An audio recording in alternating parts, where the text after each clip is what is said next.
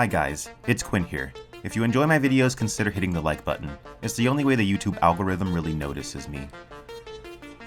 Now today, we're going to talk about the Ixians. So in the Dune series, the Ixians were the inhabitants of a fringe world at the edge of the Empire, called Ix.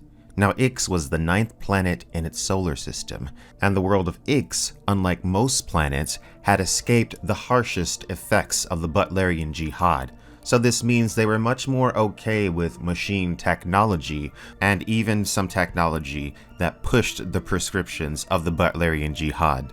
Now, if you're not familiar with the Butlerian Jihad, then I've done several videos on it, which you can find in my Dune playlist on my channel. Essentially, about 10,000 years before the start of the Dune series, mankind relied on intelligent machines for just about everything. When the Butlerian Jihad happened, all thinking machines were banished from the Empire, and the line, "Thou shalt not make a machine in the likeness of a human mind," was added to their orange Catholic Bible, which was a big religious text in the Dune universe. So basically, any computing technology was banned. Now, the thing about the Ixians is, it is not extremely clear in what ways and at what times they are actually defying the Butlerian Jihad, but it is clear that they are. Now, when it comes to the danger of Ixian technology, and the danger of technology in general as it's presented in the Dune universe, there are two ways we are meant to think about this. One way is the danger of human dependency on technology. If we become too dependent on technology, then in a situation when we don't have it, society might collapse.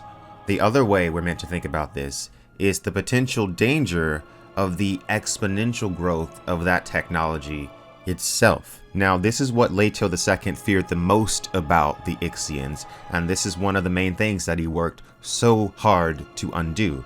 In God Emperor it says, "Do not fear the Ixians," he said. He heard his own voice as a fading whisper.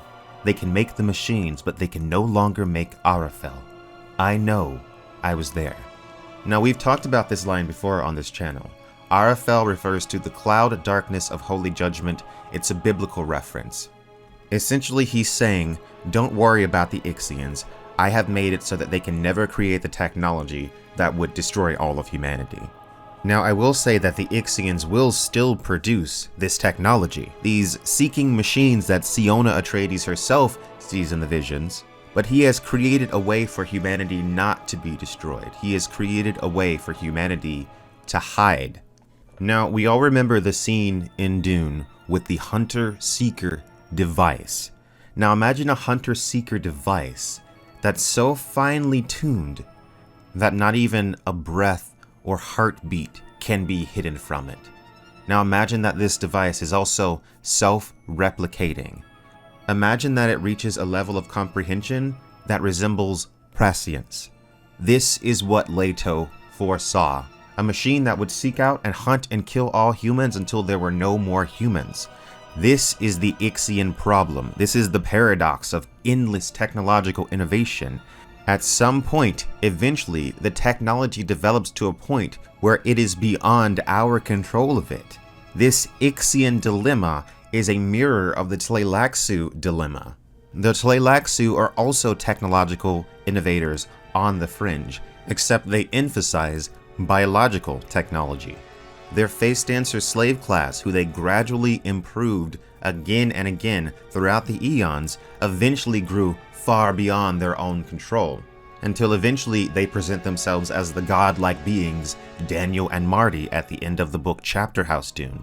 So when thinking about the Ixian problem and the Tleilaxu problem, it becomes clear that at the heart of Dune has always been this sort of warning about the careless development of technology just for the sake of development. It's not saying don't innovate, but it is saying be mindful of where this could potentially lead. And it's also saying that there need to be safeguards so that, like, if it goes too far, we can handle it. Everybody wants a prescient, self-replicating hunter-seeker device until you can no longer control what it is seeking out. The thing about technology is once it exists, it can never be put back in the box. Think about nuclear weapons and how all of humanity could be destroyed with just the pressing of a few buttons. Once the technology is created, the cat is out of the bag, so to speak. It is almost impossible to stop technological innovation. Humans seem to want to keep improving upon things they build. Some of you might have heard of the technological singularity.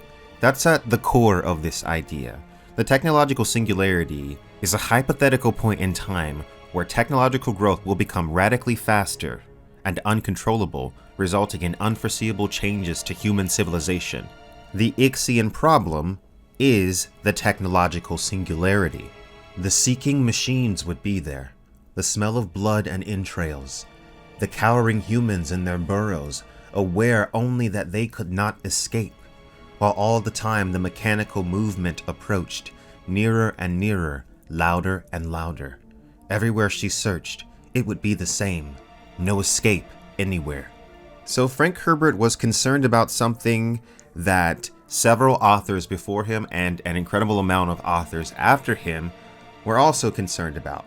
The technological singularity, the point in time where we lose control of the technology that we are cultivating and developing. If you look at the modern world and you think of things like the YouTube algorithm or Google, the vast majority of us have no idea how these things work. But there are also some programs which are black boxes. You put in input and it gives you a result, and no one understands how it's getting the result, not even the programmers. Now, of course, I'm not a computer scientist, so I'm sure it's a lot more complicated than that, but you can get my point.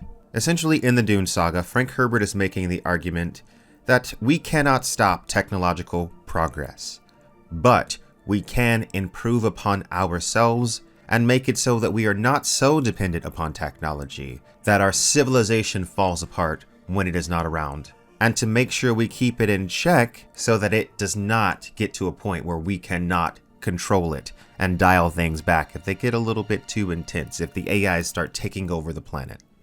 Alright, thanks for watching, guys. What do you think about these concepts? What are some of your favorite science fiction books that share similar concepts? Let me know in the comment section below.